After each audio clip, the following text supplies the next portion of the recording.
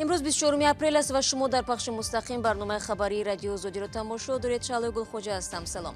در 15 دقیقه دیگر اطراف این موضوعها صحبت میکنیم. در حالی که سازمان جهانی تندورستی یک ҳайати خود را به تاجیکستان میفرستد، کوچه‌های دوشنبه را شرکت تاجیکی به ضرر میگرداند. خود نجات یافتی کسی دیگر را هم نجات بده. دوای کووید 19 را در خون افراد شفا یافته میجویند. و برای نخستین بار در تاریخ 1400 ساله دین اسلام برای ادای نماز دست جمعی در ماه رمضان بزرگترین مسجدهای مسلمانان در مکه و مدینه بستند. اهل عالم با بحران خطرناک پاندمی کرونا مواجه است. بدون شک این بهترین امکان دعا می باشد که الله مردم را از وبا خلاص کند. سیروژدین موحریدین وزیر کارهای خارجی تاجیکستان با هانس کلوگ مدیر منطقوی سازمان جهانی تندورستی در اروپا صحبت داشته است. دفتر مطبوعات وزارت روز 23 اپریل در یک اظهارات رسمی گفت موحریدین با کلوگ مسئله پیشگیری سرایت بیماری کووید 19 را بررسی کرده. در اظهارات اشاره می شود در این تماس تلفنی پیامدهای پاندمی برای تاجیکستان و چگونه سازمان جهانی تندورستی می تواند برای کشور در پیشگیری این بیماری کمک کند مطرح شد. عبدالله اشورف با تفصیلات بیشتر. هفته آینده سازمان جهانی تندرستی هدف دارد هیئت‌های خود را به تاجیکستان و ترکمنستان فرستد. روز پنجشنبه رئیس سازمان جهانی تندرستی در منطقه اروپا در این باره اظهارات داد. ما باید خطا نکنیم. ما در میان آب پرتلاطم هستیم و کار را به همین منوال باید مدت ادامه دهیم. از 10 کشور جهان که در 28 ساعت گذشته شماری از همه بیشتر گرفتاران نوی کووید 19 را به قید گرفتند، 6 کشور در قاره اروپا است. من از همه کشورها دعوت میکنم استراتژیایی را که پیش راه این ویروس را میگیرد جدی گیرند. اشاره کلوگ برای فرستادن یک هیئت ویژه سازمان جهانی تندرستی به تاجیکستان در حالی است که مقامات کشور اصرار می‌ورزند در تاجیکستان یگان شخص به کووید 19 گرفتار نشده است. اما مرگ مرموز چند نفر از بیماری‌های به مثل پنومونیا، التهاب شش و بیماری‌های دل شبهه ساکنان را به بار آورده است. در عرفه سفر هیئت سازمان جهانی تندرستی گلینا پرفیلی و رهبری نمایندگی این سازمان در تاجیکستان که تاکنون به تکرار میگفت در تاجیکستان کرونا ویروس نیست، در مصاحبه با نشریه کمرسنت میگوید به نتیجه های سنجش در تشخیصگاه های تاجیکستان مطمئن نیست و نمیتوان قاطعانه گفت که یگان موردی سرایتیابی وجود ندارد. گزارش عبدالله شروف بود. تاجیکستان و ترکمنستان فعلا از کشورهای کم شماری در عالم محسوب می‌یابند که ادعا دارند کرونا ویروس در آنجا ثبت نشده است. تاجیکستان میگوید برای جلوگیری از احتمال گرفتاری به بیماری کووید 19 از تمام چاره‌ها کار می‌گیرد. از جمله مقامداران تاجیک با تشکیل گروه‌های کاری در دوشنبه خانه به خانه گشته ساکنان را از تهدید کرونا ویروس آگاه دارند. در این بین یک شرکت تاجیک به بی‌ضررگردانی کوچه و باغ‌های پایتخت پرداخته است. ادامه در گزارشی برای صوفی. مقامات شهرداری دوشنبه بی‌ضررگردانی و یا دزینفکسیای سرتاسری تمام خیابان و کارخانه و مؤسسه و باغ‌های پایتخت را شروع کرده است. فعلا با اجاره 10 ماشین داروپاشی از شرکت فوز خیابان‌های مرکز پایتخت را شبانه بی‌ضرر می‌گرداند. مسئولان شهرداری میگویند همچنین 100 ماشین آبپاشی برای بی‌ضررگردانی خیابان‌های پایتخت آماده است. دودستیم کارخانه را جلب کردیم، ماشینای خودمون هم برآمده است. بچه‌ها همه کارخانه را کرده شدیم. شبانه همه جور کردیم، بازار و مازارات هم تقسیم کردیم، مکتبات هم تقسیم کردیم. با افزایش تهدیدهای کرونا ویروس به کشورهای جهان و از جمله تاجیکستان، تمام کارخانه و اداره‌ها و مؤسسه‌های تعلیمی و طبی دستور گرفتند که همه گونه جای و مکان‌های دسترس را هرچی بیشتر از همه گونه ویروس و میکروب‌ها بی‌ضرر گردانند. همون شرایطی ظرف شدی یا شرایطی که همون چند استفاده می‌برد. در یک روز ما با مقدار 5000 6000 لیتر در شهر تقسیم می‌کنیم. گیپوخلوریدی نتری. شهرداری گیپوخلوریدی نتری یک مایع معروف بی‌ضررگردانی را در کارخانه آب کوریز دوشنبه تولید می‌کند. این کارخانه حالا در یک شبانه روز 180 تن گیپوخلوریدی نتری تولید می‌کند و قابلیت تا 300 تن استحصال این مایع بی‌ضررگردانی در شبانه روز را دارد. وابسته از طلبات شهر دوشنبه، کارخانه‌های واحد دولتی آب کاریزی شهر دوشنبه اقتدار استحصالش تا 100,000 لیتر واسطه ایستاده است. 1 لیتر گیپخلوریدی ناتری در این کارگاه تولیداتی 1 سومانی قیمت دارد. تا زمانی شروع پاندمیای کرونا در جهان بی‌ضررگردانی در همه کارخانه و بازار و مکاتب بر اساس نقشه سری چند مدت گذرانیده میشد. حالا این کار به بخش مهم و فوری در جامعه تاجیکستان تبدیل شده است. روز 23 اپریل در بریتانیا آزمایش واکسن احتمالی کووید 19 آغاز یافت. داوطلبان یک زن و یک مرد در دانشگاه اکسفورد بریتانیا توسط سوزن واکسن گرفتند. همین گونه آزمایش‌ها در آلمان، بلژیم و دیگر دولت‌های عالم شروع شدند. تخمیناً 100 نامزد در پژوهشگاه‌های طبی و بیوتکنیکی واکسن کرونا ویروس را آزمایش می‌کنند. طبیبان امیدوارند واکسن نه تنها در معالجه کمک می‌کند، همزمان به اعضای دیگری بدن ضرر نمی‌رساند. یکی از راه‌های مبارزه با کرونا ویروس را در امریکا پیدا کردند: استفاده پلازما و یا زردآب خون افراد شفا یافته از کرونا ویروس. تفصیلات را در گزارش کیمرسیت تو می‌بینیم. البته دانستن این که در خون من ممکن است پاسخ‌های به این معما وجود داشته باشد بسیار شگفت‌آور می‌باشد. تیفانی پینکنی اهدا کننده پلازما قبلا به بیماری کووید 19 مبتلا شده بود و شفا یافت.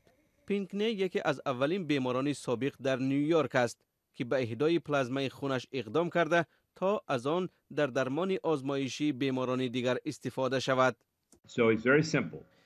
این بسیار ساده است. افرادی که شفا می‌یابند در خونشان پادتن‌های دارند که ویروس را کشتند و اگر آنها پلازما اهدا کنند، پلازما بخش مایع خون است، نه سلول‌های سرخ رنگ و مانند آن. این پلازما پادتن‌های دارد و شما پلازما را می‌توانید برای درمان عفونت یا جلوگیری از آن به فرد دیگر انتقال بدهید. انتقال پادتن‌ها از بیمارانی که شفا یافته و هنوز حالت ضعف و ناتوانی دارند به افراد دیگر در اندام شخص گیرنده مسئولیت پسیو را ایجاد می‌کند و مبارزه علیه عفونت یا ویروس را آسان‌تر می‌سازد. این یک روش نو و هنوز اثبات نشده مبارزه با ویروس کرونا است، اما در علم طب پدیده تازه نیست. از این روش برای درمان قربانیان بیماری همگیری زکام در سال 1918 و حتی پیشتر از آن علیه دیفتریا، بیماری که منشأش باکتری است، استفاده شده بود. ظاهراً در زمان پهن زکام خوکی، اپیدمیاهای H1N1 در سالهای 2008-2009 اثری مثبت داشته است. اما پژوهشگران تأکید می‌کنند که هنوز چیزهای زیاد برای آموختن درباره ویروس کرونا و شیوه‌های مبارزه مؤثر با آن وجود دارد. ویروس کرونا بیماری نو است. بنابراین ما باید یاد بگیریم که چگونه از آن استفاده کنیم. من فکر میکنم که ما در اندیشه و عمل خود باید جدی باشیم و این روش را با آزمایش‌های بالینی مناسب مرتب امتحان کنیم. در بیمارستان کوه سینا در نیویورک 35 بیمار در چارچوب آزمایش‌های بالینی از اهدا کنندگان پلازما دریافت کردند. ما با دقت و احتیاط تمام فرایند بیماری و داده‌ها و اطلاعات دیگر را ردیابی و رصد می‌کنیم و امیدواریم که بتوانیم بعد از حدود 2 هفته یافته‌های اولیه خود را با شما و جهانیان در میان گذاریم.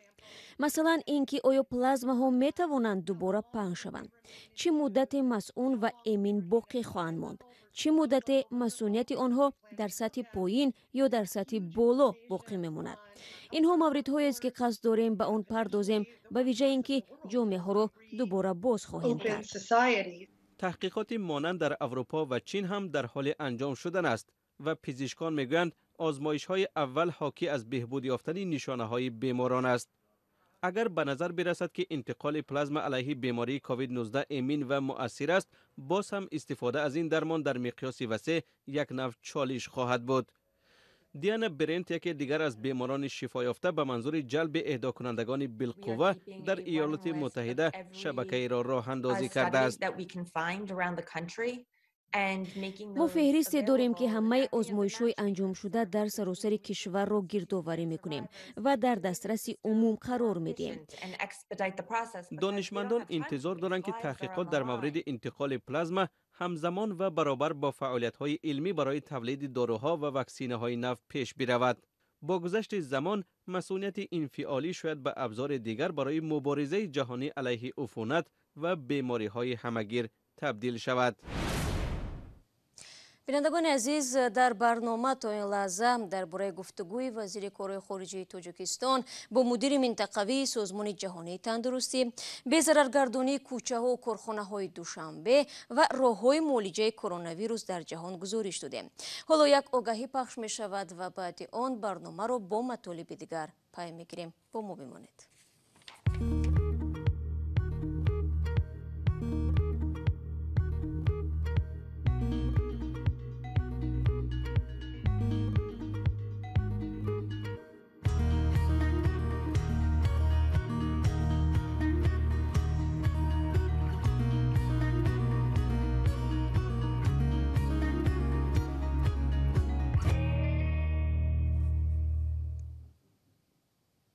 شما برنامه خبری رادیو آزادی رو تماشا دارید. در حالی که عالم اسلام ماه رمضان را در شرایط سرایت کرونا ویروس آغاز می‌کند، بسیاری ها به اختلاف اشاره می‌نمایند.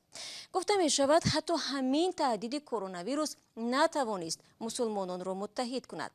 در پاکستان طبیبان طلب دارند که نماز در خانه خوانده شود، ولی روحانیان محافظه‌کار این دستور را نادیده می‌گیرند. مثل آن در چندین کشور عالم اختلاف در نمازهای دوره روزه و حتی روز شروع آن جای دارد. اسکندر خواجه میرزاده میگوید در هر صورت دو مسجدهای مقدسترین مسلمانان در شهر مککوو مدینه درهایشان را برای نمازگزاران باز نخواهند کرد.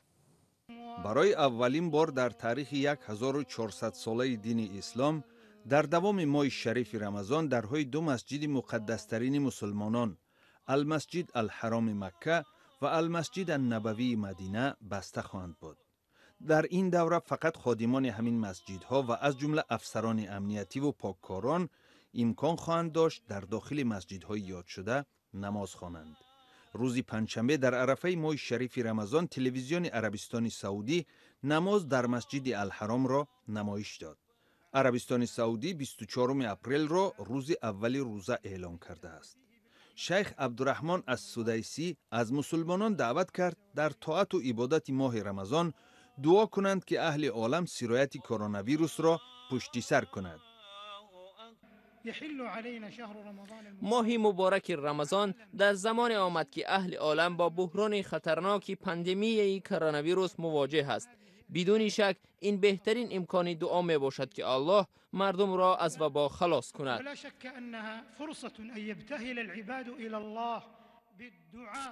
در ابتدای ماه مارس عربستان سعودی ادای نماز در مسجد الحرام مکه و مسجد نبوی مدینه را متوقف کرد. تا هنوز معلوم نیست که در ماه ایول مراسم حج چگونه دایر خواهد شد و آیا عربستان سعودی به قبول زائران خارجی حاضر خواهد شد یا نه. وزارت امور داخلی روسیه میگوید در زمان پاندمی کرونا ویروس شهروندان خارجی را از قلمرو این کشور اخراج نمی‌کنند. در این باره دیروز والنتینا کازاکووا رهبر سرریاست امور مهاجرت این وزارت در یک نشست خبری اطلاع داده است. کازاکووا گفته است از 15 مارس تا 15 ایون امسال در نسبت شهروندان خارجی قرارهای مربوط به دیپورت و یا حضور نامطلوب قبول نمی شود. این چنین ویزا، اجازت کار، اقامت موقت و حق اقامت و پتنت که در دست مهاجران است به کار نمی شود. هفته گذشته پرزیدنت روسیه با نشر قرار به مهاجران کاری تا نیمه ماه ایون اجازه داد که بدون قید رسمی و پرداخت پول پتنت در روسیه بمانند.